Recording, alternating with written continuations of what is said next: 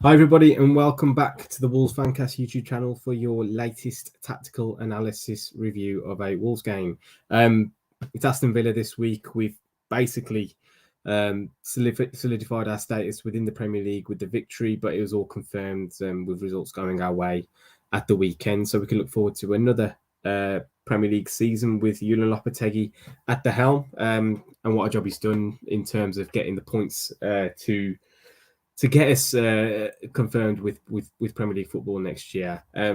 This was a bit of a shithouse of a victory, I'll be honest, in terms of getting one over on Aston Villa, but it is becoming basically an annual home win against our Midlands rivals at this point. So no surprise to see us get on the positive end of the result. It was probably our least convincing of the games we've had against Villa at Molineux, and this heat map kind of goes to show why that was the case. Kind of amused me that there is such a dearth of activity within the middle of the pitch, but I did notice that Emery's Villa was much better out of possession than Gerrard's was or Dean Smith's was.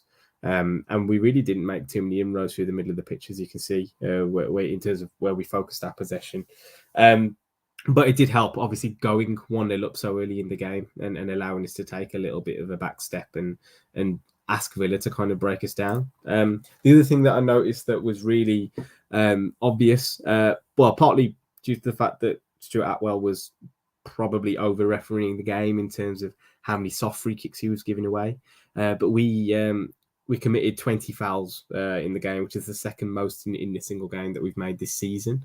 The other occasion that was more was away at Everton in Nuno Lopetegui's first game as Wolves manager. So it shows the real intent since he's arrived at the club. I actually had a look at under Bruno Lage how we'd done, and the highest number of fouls we committed under Lage this season was 10. It was against Newcastle at home, which just goes to show the real ramping up in intensity that we've brought back to the team, because we becoming a soft touch. Maybe we were a difficult team to play against. Nuno's Wolves at their best really were a hard team to play against. Nobody enjoyed that fixture, but slowly and surely it's becoming the case again, and exemplified by that home form as well, with all the clean sheets and victories to nil that we've had in recent times.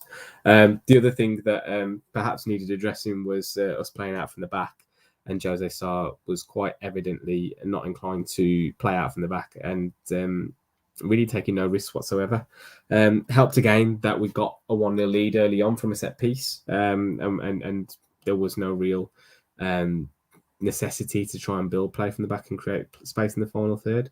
And again, the initiative was with Villa, and the responsibility was with them to kind of try and break us down and get the better of us, which was to no avail. I do think there is becoming quite an obvious scheme in terms of pressing at home, especially really trying to get at teams as they try to build play from the back. And there are a couple of good examples from the game against Villa, and some bad ones as well. So I'm going to talk through what I think Lopetegui's plan is. I think it's something that he will look to take into next season.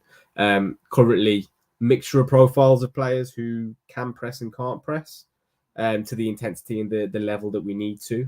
And I think we've got really kind of obvious positions where we can improve on that in that regard, specifically with Diego Costa and probably Ruben Neves as well, who both perhaps likely to leave the club, but with the likes of João Gomez, who can come in and kind of take that position and make it their own. So yeah, good example number one. You can see here Ezri Konsa with the ball on the halfway line. We forced them all the way back, and you can see straight away that midfield four and front two leading the press and locking straight onto the opposition players. Ball back with Emi Martinez there, and from there it's really well coordinated actually. The key bit, ball goes into John McGinn. Emery's Villa are really keen on trying to play out. And Mario Lemina is the one who really instigates this, continues to press once McGinn has returned the ball to Martinez and cuts off that passing option. That's the key here in terms of him not allowing the ball to come back into McGinn and directing play a little bit. And Martinez obviously forces the ball out towards Tyrone Mings in that left centre half position.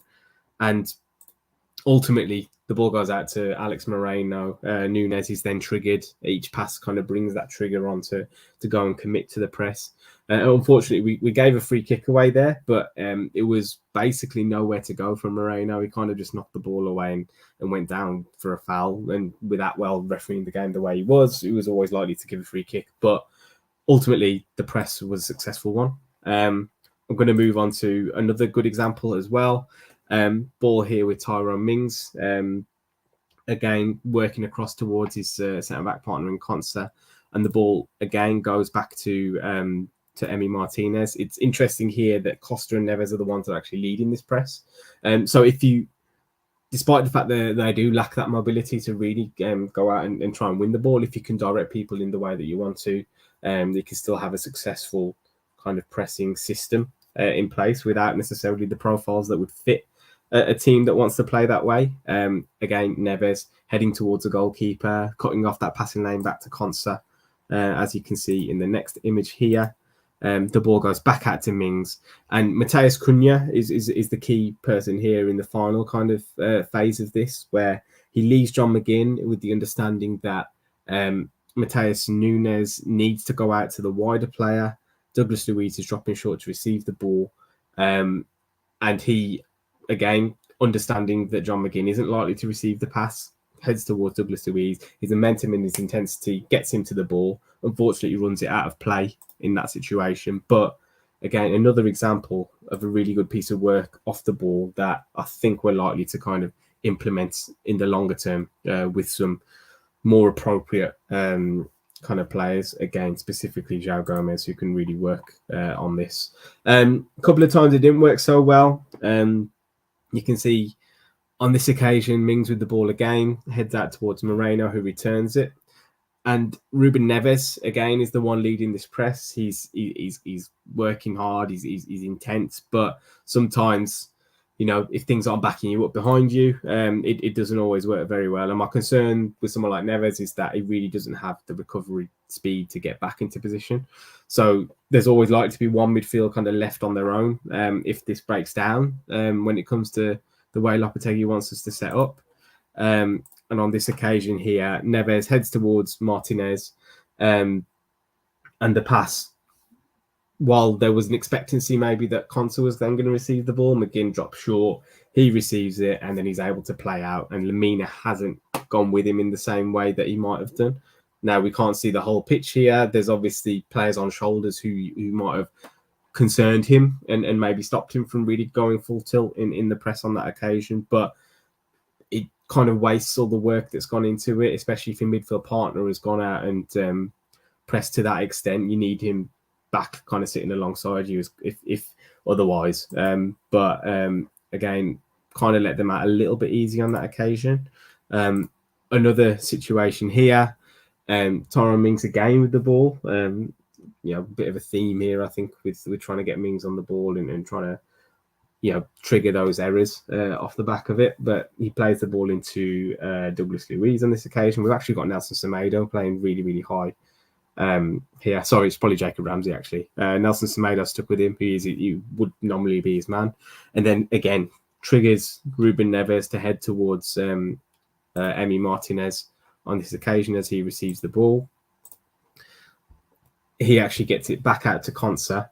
And again, confusion reigns slightly on this occasion. You can actually see Mateus Cunha pointing towards probably John McGinn, I think, who eventually comes into shot, whilst having Douglas Luiz to think about as well.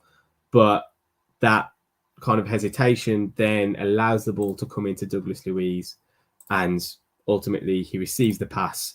And he has a pass on to Tyrone Mings if he wants to, who steps forward, but he actually just carries the ball out, and Villa were on the attack. Now, on this occasion, we weren't it wasn't too detrimental. We managed to hold out.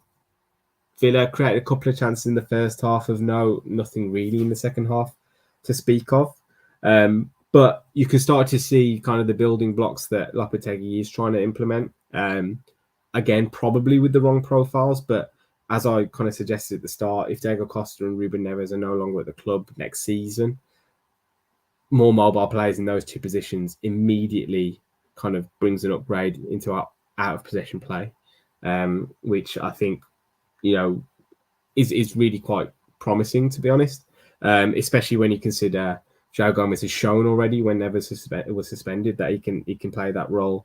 I think even a Fabio Silva, who isn't necessarily proven at Premier League level yet, could come in and with his work rate, with his kind of effervescence, really implement and stamp his authority on that role and back up whatever Matheus Cunha is doing from an out of possession perspective as well. So without even making a signing, we could potentially look a much better team and a much more kind of physical, athletic, intense team straight off the bat, which is good to see. And if we are winning the ball high at the pitch, I think we can obviously see, again, going back to that example against Leicester away, Matheus Cunha scoring the first goal in that game, Lemina winning the ball, Cunha finishing it. I mean, if teams are trying to play out from the back against us, then, they might kind of come a cropper when it comes to our new system. And hopefully that's something that we can look forward to for the rest of the season as well.